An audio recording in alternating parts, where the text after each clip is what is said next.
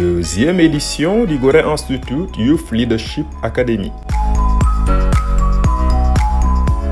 Après le lancement au mois d'avril, avec la sélection des candidats et la formation en ligne à travers les Massive Open Online Courses, place à la première rencontre physique entre mentors et mentees du Gala 2023 dans le cadre d'un atelier sur le thème « Promouvoir le leadership des jeunes dans la prévention des conflits, la consolidation de la paix et la prise de décisions politiques au Sahel ».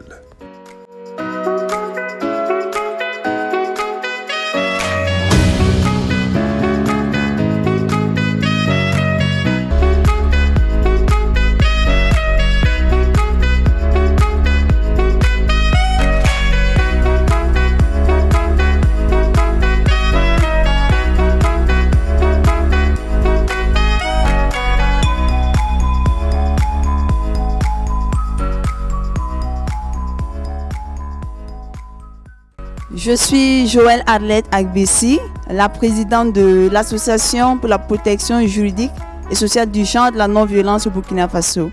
Je suis Madame Bagaï du parti politique Les Démocrates Réformateurs, ISL. Fatimata Ouedraogo du Burkina Faso. Sohna Wangeba, je suis étudiante chercheuse. Je suis du Niger.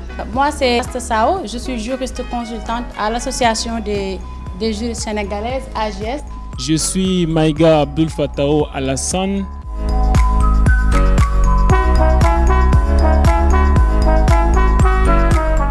La rencontre de Gorée donne l'occasion aux jeunes bénéficiaires du Gala 2023, issus des pays cibles du programme Power of Dialogue, de procéder à la présentation des projets pour lesquels ils ont été sélectionnés, mais aussi d'avoir des sessions d'échange avec leurs formateurs. Je suis très ravie de vous présenter le projet Parmitami Esro, une résilience des défenseurs des droits de l'homme face aux victimes de viol dans le processus de consultation de la paix. Alors moi, mon rêve, ce serait d'avoir la création de la coalition Jeunesse, Paix et Sécurité au Sénégal. Jeunes engagés pour une citoyenneté numérique responsable. La participation politique des femmes et des jeunes. Jeunes, participation politique et gouvernance inclusive au Burkina Faso. Projet d'appui à la restauration de la paix et sécurité entre communautés agriculteurs et éleveurs. Sur le leadership et la participation des femmes et des jeunes dans la politique au Sénégal. L'étape de Dakar a permis aux jeunes de la deuxième promotion du Gala d'être mieux outillés pour devenir des entrepreneurs du changement dans le domaine de la consolidation de la paix, la prévention des conflits et la prise de décisions politiques au Sahel. C'est un programme sur 3 phases. La première phase a consisté à lancer un appel à candidature.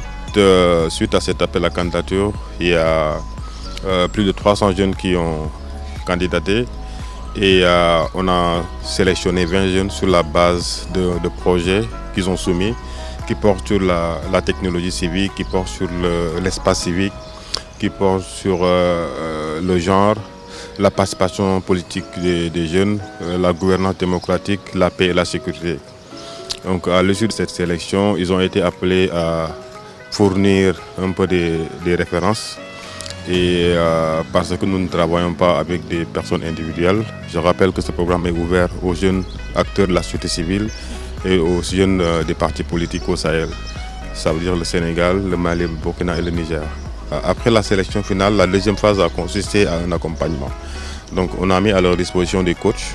Donc dans chaque pays, il y a un coach, un senior que nous avons recruté pour accompagner les jeunes sur 2 points. Le premier point, c'est l'amélioration de leurs projets qu'ils ont soumis, ce qu'on appelle les change projects, parce que c'est des projets qu'ils ont soumis et des projets aussi qui sont appelés à améliorer. Et donc ils ont accompagné les jeunes pour améliorer ces projets et aussi pour rédiger des documents de plaidoyer.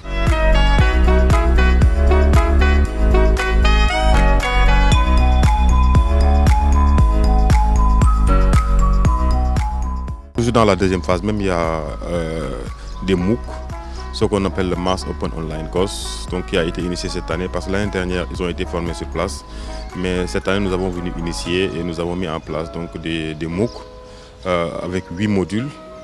Donc il y a un module sur le dialogue politique, il y a un module sur la prévention des conflits et la consolidation de la paix, il y a un module sur le leadership et la communication, il y a un module sur plaidoyer et lobbying, et il y a un module sur la civique technologie et l'engagement citoyen. Maintenant, il y a aussi un autre module sur le fundraising et la gestion de projet. Maintenant, ces cours-là ont été mis en ligne et ça a permis aux jeunes aussi de suivre les cours en ligne et de valider les modules donc, à travers une évaluation en QCM. La troisième phase, c'est ce qu'on appelle la rencontre Dakar. Donc pendant une semaine, on les a appelés à Dakar parce que c'est bien de travailler en ligne, parce que la technologie nous le permet, mais l'interaction physique aussi, elle est importante dans le cadre de ce programme. On a appelé ces jeunes au Sénégal pendant une semaine, où ils auront à être formés sur des thématiques qui ont rapport avec leur projet. Ça veut dire tout ce qui est plaidoyer, lobbying, tout ce qui est technique de rédaction d'un document de plaidoyer, tout ce qui est budgétisation d'un projet, entre autres thématiques. Durant cette semaine aussi, il est prévu une session de partage d'expérience. Donc des jeunes leaders comme eux qui ont eu à percer et qui ont eu à servir d'exemple à d'autres jeunes maintenant qui vont venir aujourd'hui partager leur parcours et leur expérience et répondre aussi à ces questions, de sorte qu'ils puissent inspirer ces jeunes-là qui sont appelés à être des leaders dans l'avenir. Donc c'était ça la deuxième étape de Dakar. Aussi, c'est l'occasion aussi pour eux de présenter leurs travaux parce qu'ils ont travaillé ils ont soumis des projets sur lesquels ils ont travaillé avec les mentors qu'ils ont améliorés. Maintenant, c'est l'étape aussi qui permet à ces jeunes-là de présenter leurs travaux et d'être évalués aussi par les coachs des 4 pays.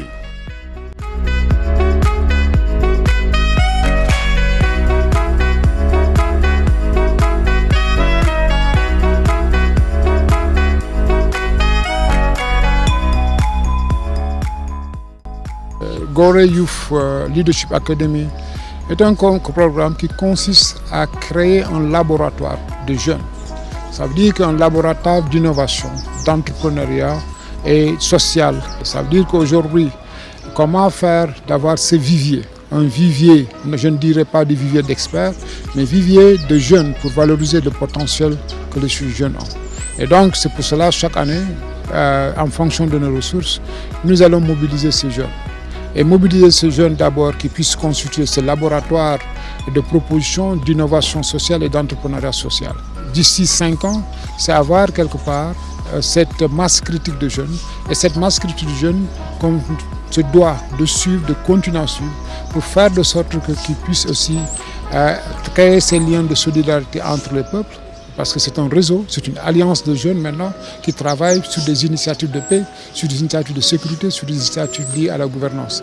Donc si je peux m'exprimer, l'objectif c'est de bâtir une alliance des jeunes pour des initiatives de paix, de gouvernance et de sécurité en Afrique de l'Ouest, notamment le Sahel.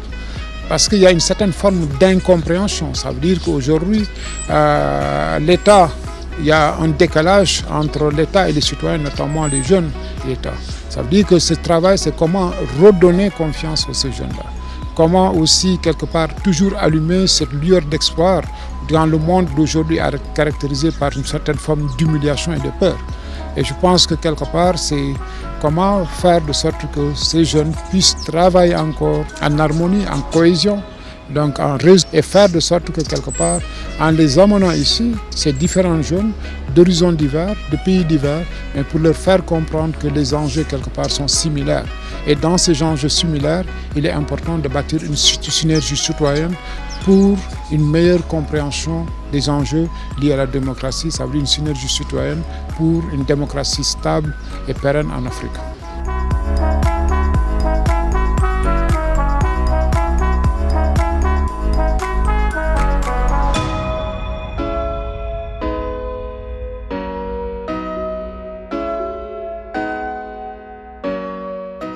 En regardant l'année dernière, le Gorée Youth Leadership Academy de 2022, il y a pas mal de jeunes qui ont pu décoller et qui ont cette forme de reconnaissance qui disent grâce à ce programme, j'ai pu trouver un emploi.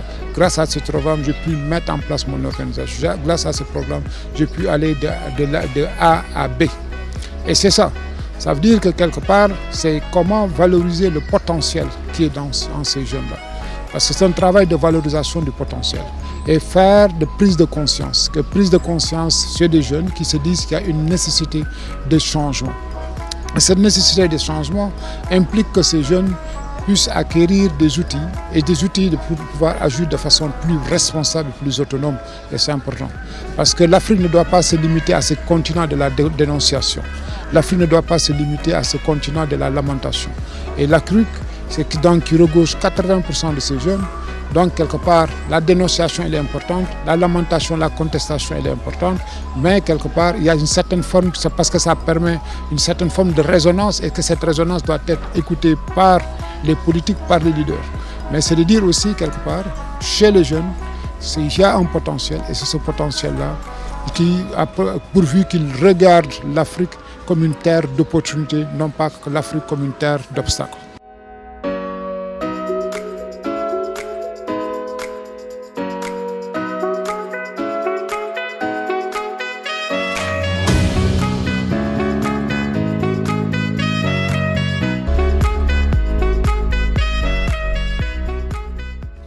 La rencontre physique est aussi un moyen pour les mentors qui coachaient pas plus de 5 mentees par pays de retrouver le groupe au complet et de mieux voir le programme sous un angle régional. Après la phase de sélection de jeunes porteurs de projets par l'Institut Gorée, il m'a été demandé en tout cas d'effectuer un travail de monitoring ou de coach à l'endroit de ces 5 jeunes, lequel travail a consisté en grande partie de les aider non seulement à élargir les différentes idées qui ont été consignées dans les projets, mais dans le même temps à comment faire en sorte que les actions qui ont été choisies par ces jeunes puissent avoir un ancrage tant dans les différentes logiques du projet. Donc de façon simple, c'était un suivi à la fois pédagogique, un suivi professionnel, mais dans le même temps, c'était aussi un cadre qui m'a permis d'interagir avec ces jeunes, de les aider à davantage peaufiner les différentes initiatives dont ils sont porteurs. Je pense que les 5 projets dont les 5 Maliens avaient porté sont des projets entre autres qui interrogent les questions sécuritaires, les questions de gouvernance et même les questions de développement. Donc pour dire qu'il y avait une adéquation entre les projets conçus et les contextes que connaît l'État du Mali ces derniers temps.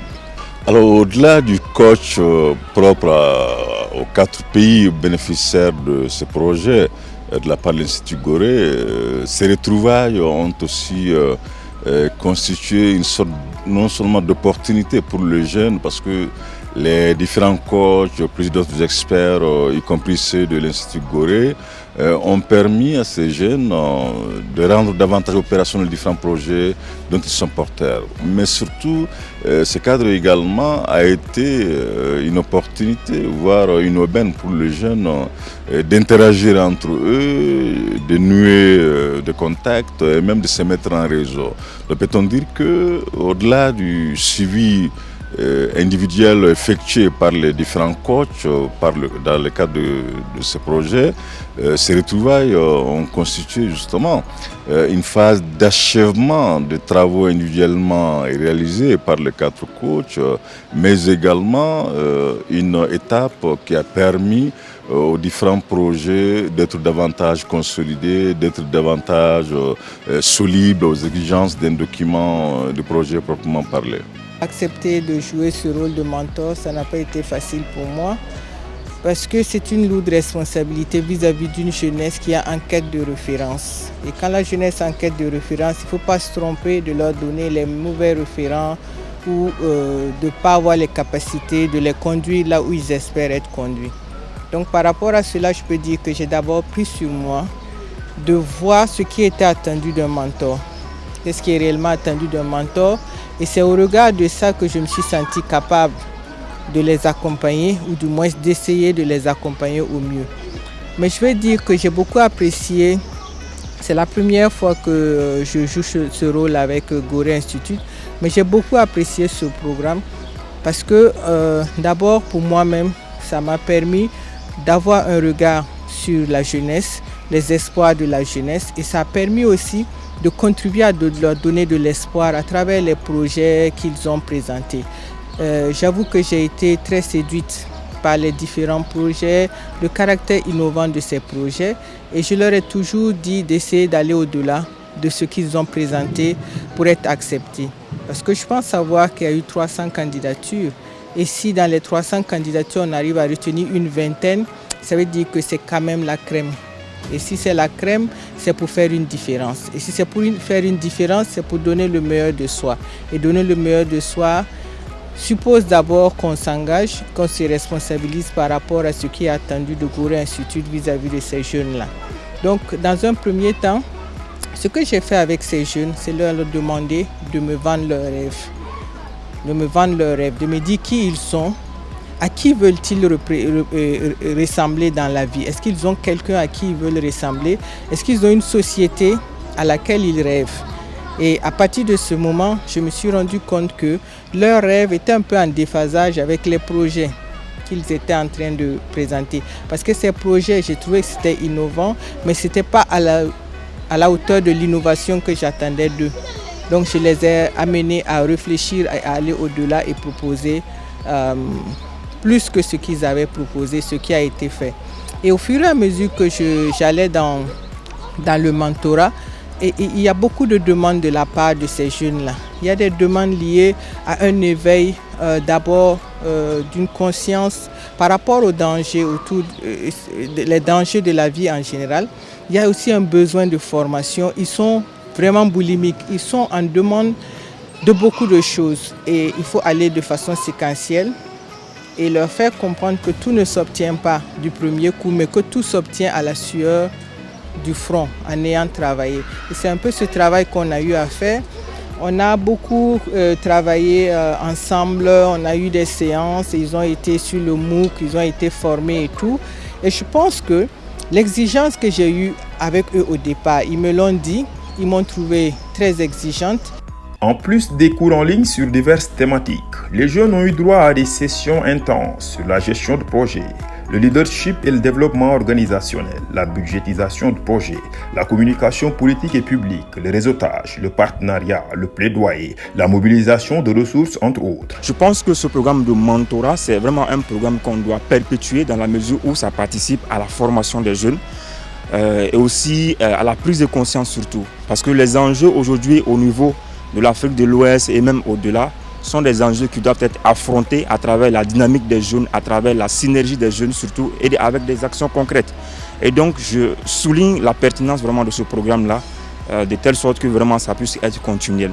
Par rapport au contenu de tout ce qu'on a eu appris ici, c'est extrêmement important et j'ai jugé déjà très utile d'ailleurs, parce que je pense qu'à partir de ce périple-là, je vais quand même, dès mon retour dans mon pays, continuer vraiment à dispatcher cette connaissance-là à ceux que mes amis qui n'ont pas eu l'opportunité de postuler puissent à même avoir également cette opportunité d'apprendre à travers moi, les servir en tant que modèle. Et donc en ce sens, je salue ici vraiment l'accompagnement de nos coachs parce que qui se sont rendus disponibles par rapport à notre accompagnement jusque-là. D'ailleurs même ce qui nous a permis à avoir cette capacité surtout de se prononcer sur un sujet. Ce qui m'amène à dire d'ailleurs que moi j'ai postulé à travers le projet sur l'espace civique au Mali. Voilà pourquoi, parce que j'ai remarqué que l'espace civique, surtout à travers les ruptures constitutionnelles, ont tendance à être un peu restreints. Donc s'il y a vraiment des sensibilisations, des actions concrètes en rapport avec ça, ça ne peut qu'être une force majeure pour soutenir, je veux dire, la démocratie. Donc je pense que c'est vraiment quelque chose de très intéressant et que nous devons continuer sur cette lancée-là. J'ai eu cette chance vraiment d'être sélectionné et de commencer aussi le volet formation à travers les MOOC qui nous ont été proposés. Et ça, c'était la première étape. Et on a aussi eu l'opportunité de commencer à travailler sur nos documents de projet, nos Change Project, avec nos mentors. Et là, on est dans cette étape aussi du rassemblement à Gorée, qui est pour moi l'étape phare de ce projet. Parce que là, on est ensemble, on a l'opportunité d'être ensemble, de rencontrer aussi les mentis des autres pays et de bénéficier de formations véritablement pointues qui nous aident dans notre vie de tous les jours, notamment dans notre travail et aussi pour vraiment améliorer nos Change Projects. Ce programme, je le trouve innovant, surtout avec l'approche du mentorship proposé. Donc j'ai eu la chance de travailler avec Sidi, notre mentor du Sénégal. De très bonnes relations, beaucoup de savoir passer dans des moments de discussion, d'apprentissage, dans un cadre vraiment qui nous permet aussi nous-mêmes d'échanger. Donc pour moi, l'innovation se trouve là-bas, dans l'approche qui est utilisée dans le mentorship. Donc cette semaine, j'ai eu l'occasion aussi de rencontrer les autres mentors, très ouverts, très enclins à nous faire passer leur savoir. Et moi, ce qui me touche un peu plus, c'est cette ouverture aussi à apprendre de nous. Parce qu'on parle de dialogue intergénérationnel, donc il y a ce savoir-là qu'ils nous passent, qu'ils nous donnent. Mais aussi, ils sont très ouverts à nos idées et à échanger avec nous pour eux aussi grandir. Donc c'est ce qui fait que nous aussi, on se retrouve dans cette position de se dire, OK, je suis en mesure d'apporter quelque chose. J'ai eu vent du programme de mentorship depuis qu'on a lancé avec un ami qui a déjà eu à profiter des opportunités offertes par l'Institut Gorée du Sénégal. Et il m'a envoyé le lien. Lorsqu'il m'a envoyé le lien, j'ai d'abord douté. Je me suis dit, ce programme, ça doit être pour des gens qui ont un réseau assez grand, qui ont une expérience assez poussée. Et ce n'est pas évident qu'en postulant, moi, je vais pouvoir être retenu. Mais je me suis dit, il faut essayer. L'erreur, c'est de ne pas essayer. Donc, c'est ce qui a fait que j'ai rempli le formulaire. J'ai pris vraiment le soin. Je me rappelle, j'ai rempli ça en une nuit. Voilà, j'ai commencé vers 22h pour finir carrément jusqu'à 4h du matin. Mais je me suis dit, ça vaut la peine parce que c'est une opportunité qu'il ne faut pas rater. Et c'est ce qui a fait que j'ai postulé. Quand j'ai postulé, je suis resté à l'écoute. J'avoue que j'étais très impatient parce qu'à chaque fois, quand on candidate, quand on postule pour une opportunité, avant de postuler, ça ne dit rien. Mais quand on postule, il y a toujours cette impatience-là de savoir est-ce que je suis sélectionné ou pas. Et paf, un jour, je vois dans mon mail que M. Maïga Abdul Fatao, vous avez été sélectionné pour le programme de mentorat de l'Institut Gorée. Et là, j'ai dit, waouh, ça c'est une excellente opportunité. C'est vraiment l'occasion pour moi de pouvoir renforcer mes capacités parce que j'avais quand même assez d'insuffisance en matière de management de projet, de développement organisationnel, en matière de leadership, de communication. Et c'était l'occasion pour le faire. Et après ça, on nous a mis en contact avec notre mentor que je ne connaissais pas avant le programme. Bien vrai que nous soyons dans la même université, mais j'avoue que l'université était tellement grande avec beaucoup de filières. Et elle n'était pas dans ma filière, donc je ne la connaissais pas comme ça. Quand on a eu contact, la première prise de contact avec elle, elle nous a rassurés, elle donnait sa disponibilité, son accessibilité pour qu'à chaque instant que nous avons besoin d'elle, que nous puissions venir pour pouvoir avoir son aide. Et c'est ainsi qu'on a eu 4 rencontres de mentorat qui nous ont permis d'abord de soumettre un premier draft. Et à chaque fois, elle amène et nous sommes venus à Gorée ici avec le 4e draft de chacun son projet de Change Project et aussi le document de plaidoyer. J'avoue que le mentorat a été une occasion formidable pour moi parce que ça m'a permis de grandir, d'abord d'améliorer ma personnalité, de renforcer mes capacités et surtout, ça m'a donné l'envie de chaque fois réfléchir pour créer. Parce que notre mentor, c'est quelqu'un qui n'aime pas du tout le statu quo, elle n'aime pas la routine. Chaque fois, elle nous dit il faut réfléchir encore, comme on le dit, think out of the box. Il faut réfléchir au-delà de votre zone de confort pour pouvoir retrouver des activités innovantes. Parce que il y a des activités qu'on fait couramment, mais qui n'ont pas d'impact. Alors que dans le cadre du programme de Gorée, on veut des activités innovantes qui vont impacter le quotidien de nos communautés.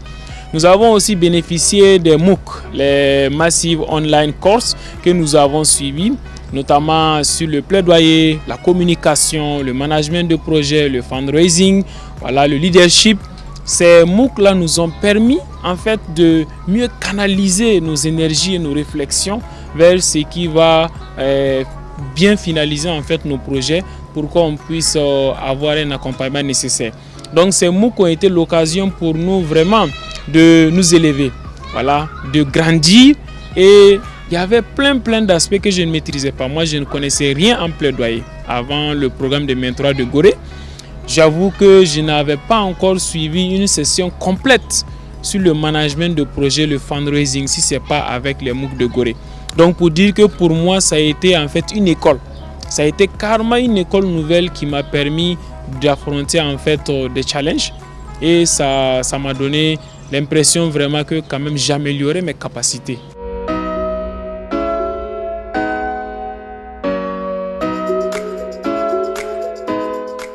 Lors de cet atelier, des visites de terrain encadrées ont été organisées au profit des jeunes pour leur permettre de tirer parti des expériences d'autres jeunes inspirants, ayant fait de grandes réalisations ou qui sont à la tête de grandes institutions. Pendant que le leadership est en train de se réinventer, pendant que l'espace est en train de se reconfigurer et pendant que le financement est en train d'arriver chez nous. Je pense que c'est un message qui est clair pour toute personne qui sait entendre et qui sait comprendre. Maintenant, le challenge, c'est qu'il y a de l'argent, il y a du financement, il y a des opportunités pour les organisations, mais malheureusement, il y a peu de profils pour les capter. L'un des premiers facteurs d'exclusion, c'est l'anglais, on n'y peut rien du tout, donc il faut se former dessus. Mais le deuxième, il a trait aux aptitudes intellectuelles et aux aptitudes personnelles. Dans les régimes de tradition romano-germanique, qui sont des régimes de droit comme les nôtres, en général, on aime bien lire en quantité. On connaît les lois et les règlements, etc. C'est très bien. Mais il faut également s'intéresser au savoir pratique. Et c'est un savoir qui s'acquiert, comme le disait le professeur, les maîtres de conférence tout à l'heure, par la lecture. Je pense qu'il y a un réel rôle de prise de responsabilité qu'il y a à faire aussi dans le secteur des organisations non gouvernementales. Doudou, lorsque moi j'ai démarré ici, j'avais un budget de $300 000. C'était un budget pilote, avec un petit bureau qui m'a été donné et j'avais 2 collaborateurs. Aujourd'hui, nous avons près de 200 salaires que nous payons le mois. Nous avons 15 organisations qu'on finance au Sénégal. Et quand on regarde le portefeuille cumulé du Sénégal et de l'Afrique, ça nous fait au moins 25 organisations partenaires. Et cela va d'organisations non gouvernementales à des instituts de recherche. Et nous sommes en plein dans des processus d'assistance technique à des États. Et je n'ai pas encore, j'ai pas encore 35 ans révolu. Donc je suis même beaucoup plus jeune que certains.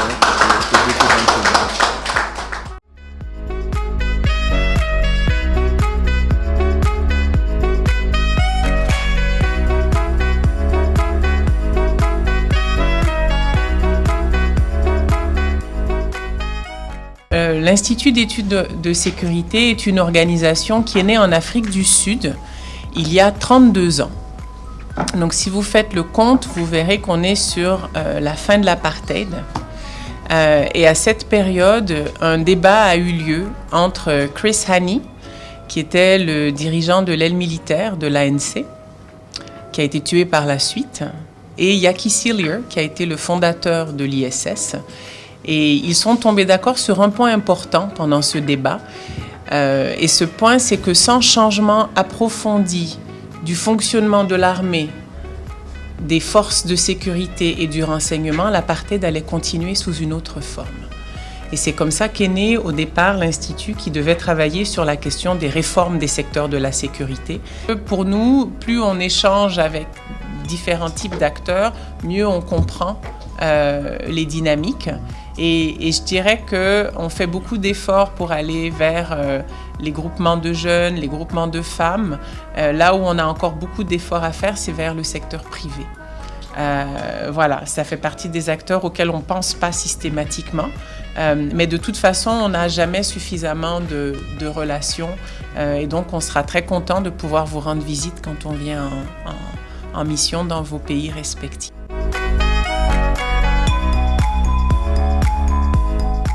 Après l'étape de Dakar, les alumni du Gaïla 2023 se sont envolés pour Ouagadougou en vue du forum régional de la jeunesse annuellement organisé par le Gora Institut. Alors on a hâte d'être à Ouaga.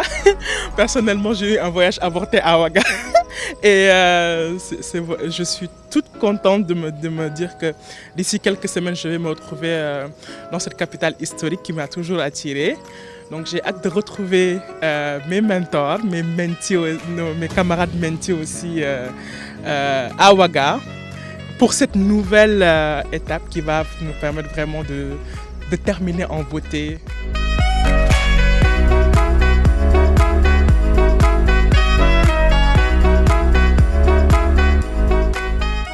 Si le forum est une occasion pour les jeunes de faire entendre leur voix avec des centaines d'autres jeunes du Sahel. L'atelier d'achèvement du Gaïla 2023, tenu 24 heures avant le forum, est le lieu pour les mentees d'exposer leurs connaissances et leurs compétences acquises tout au long du processus. Une occasion de présenter leurs documents de plaidoyer et de les soumettre à leurs mentors qui, en plus de les évaluer, les aident à perfectionner leurs documents. Les mentees de l'édition 2022 ont aussi apporté leur contribution. Ils ont partagé avec leurs successeurs leur expérience et les voies qui leur ont permis à la fin de leur formation de mettre sur pied un réseau au niveau régional dénommé Alliance des jeunes leaders pour la paix et la stabilité au Sahel. Je remercie vraiment le Gorée Institute pour tout ce qu'ils font pour la jeunesse parce que c'est vraiment un institut de développement de leadership, j'allais dire. Voilà. Quand on y entre, on ressort changé, complètement changé et je pense que vous avez dû le remarquer. Après le programme de mentorat, nous avons achevé notre programme au Mali, contrairement à vous. Et à l'achèvement de ce programme-là, nous avons décidé de créer une alliance. Voilà, une alliance qui allait regrouper les jeunes du Mali, Sénégal, Burkina et du Niger, bien entendu. L'ambassadeur Bruno Zidouimba, par ailleurs membre du conseil d'administration du Gorée Institute, a eu la générosité de venir partager avec les mentees son expérience de diplomate. Institut. Comme je le disais tout à l'heure, la jeunesse, c'est l'avenir. L'avenir de nos pays respectifs, c'est l'avenir de notre continent, c'est l'avenir du monde. Et une jeunesse bien formée, bien informée, une jeunesse à mesure de parler au reste du monde est une jeunesse à encourager. Après 6 mois d'apprentissage, de formation intense et d'acquisition de nouvelles expériences, les bénéficiaires du Gaïla 2023 se sentent plus que jamais transformés.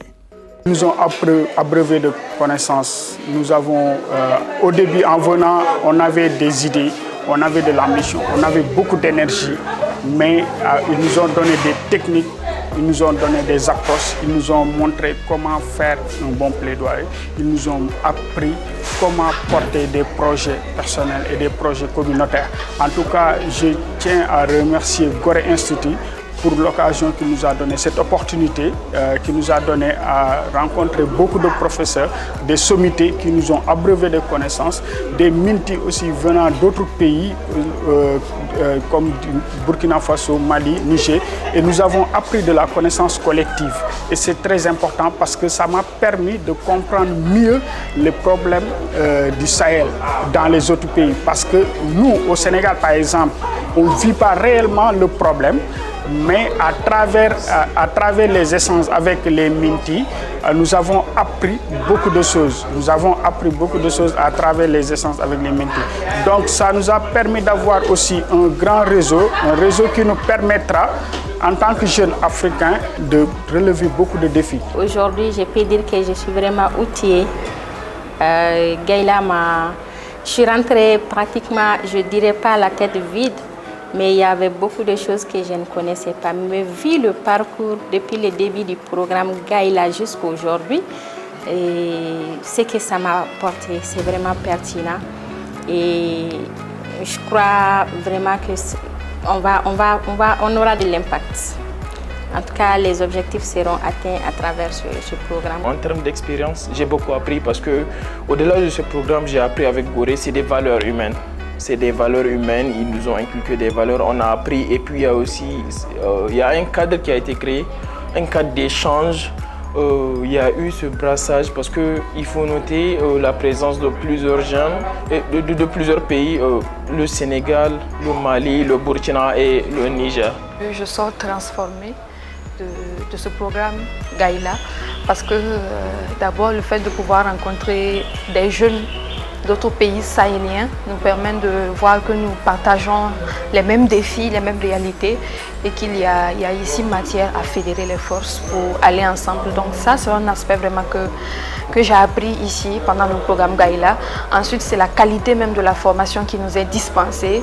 Je pense que je l'ai dit une fois, j'ai appris tellement de choses ici que je n'aurais certainement pas apprises en classe. Donc, je dis vraiment merci à Gorée Institut pour cette occasion, cette opportunité qu'elle donne aux jeunes de pouvoir se former pour avoir la tête bien pleine et bien faite.